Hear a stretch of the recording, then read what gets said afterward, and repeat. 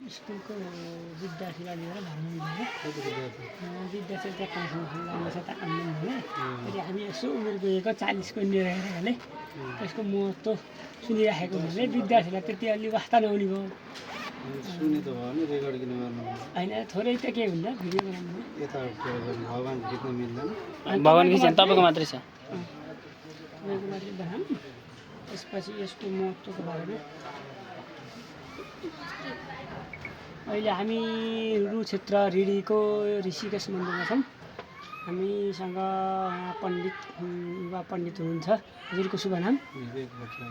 विवेक भट्टराई हजुर अब यसको बारेमा तपाईँले यसो हामीलाई महत्त्वको बारेमा प्रकाश पारिदिनुहुन्छ कि भनेर यहाँ पहिला यो रिडीको बजारमा त्यो एउटा ओडार छ त्यहाँ गुफा छ हजुर त्यहाँ गोलफुली गुफा भन्ने छ त्यो गुफामा चाहिँ पहिला देवदत्त ऋषिले तपस्या गर्नुहुन्थ्यो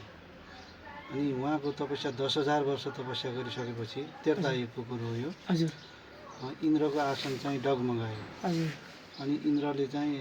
इन्द्र डराएर प्रमलोचना नामकी अप्सरालाई जाऊ तपस्या भङ्ग गरेर आऊ ऋषिको भनेर इन्द्रले पठाए हजुर अनि अप्सरा यहाँ आएर ऋषिलाई विभिन्न हाउभावले आफ्नो बसमा गरेर धेरै वर्षसम्म उनी ऋषिसित रमण गरिन् हजुर त्यसपछि उनको गर्भबाट अप्सराको गर्भबाट एउटा छोरी जन्मिन् हजुर अनि छोरी जन्मिसकेपछि ऋषिले ओहो म त कता लाएँ मेरो बाटो बिग्रियो भनेर फेरि भिरुतुङ्गतिर उतातिर पल्लो डाँडातिर हजुर उहाँ चाहिँ तपस्या गर्न फेरि जानुभयो अनि अप्सराले चाहिँ त्यो बच्चालाई त्यहीँ दुध खाने बच्चालाई त्यहीँ छोडेर तिनी स्वर्ग गइन् हजुर त्यो बच्चा अब त्यो जङ्गलमा रुँदो ओगेर दुध खान नपाएर अनि त्यो चाहिँ पछि रुरु नामको मृगले त्यो बच्चालाई दुध चुसाएर हुर्कायो अनि हुर्काइसकेपछि तिनले चाहिँ त्यहाँ तपस्या गरिन् फेरि भगवान् विष्णुको ऋषिकी छोरी थिइन् अनि तपस्या गरिन् तपस्या गरिसकेपछि भगवान् प्रसन्न भएर यहाँ आउनुभयो यहाँ आइसकेपछि भगवान्ले ल के वर माग्छौ माग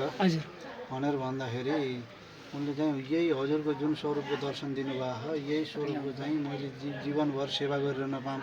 भनेर माग्दाखेरि तथास्तु भनेर यो मूर्ति भगवान्ले त्यति बेला त्रेतायुगमा रुरु कन्यालाई छोडेको मूर्ति हो अनि उनकै नामबाट यो क्षेत्रको नाम रुरु क्षेत्र रहन गयो अनि रुरु कन्याको मन्दिर त्यहाँ अगाडि छ त्यहाँ भगवान्को